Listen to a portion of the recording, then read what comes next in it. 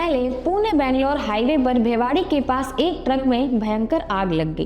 पर खुशकिस्मती की बात यह है कि इससे किसी को ज्यादा नुकसान नहीं हुआ। लेकिन आग बुझाने के बाद पुलिस ने जो देखा उसने भारतीय लॉजिस्टिक सिस्टम पर कई सवाल खड़े कर दिए हैं। जैसे ही पुलिस ने ट्रक का दरवाजा ओपन किया वो चौंक गए, क्योंकि ट्रक केवल एक ही प्रकार के मटेरियल से भरा हुआ नहीं था। ट्रक के अंदर केमिकल, फर्नीचर, कपड़े, साथ ही LED बल्ब भी रखे हुए थे।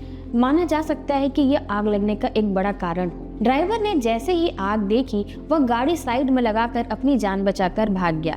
इससे यह समझ में आता है कि यह मामला केवल एक एक्सीडेंट का नहीं है, यह एक लापरवाही का नतीजा है।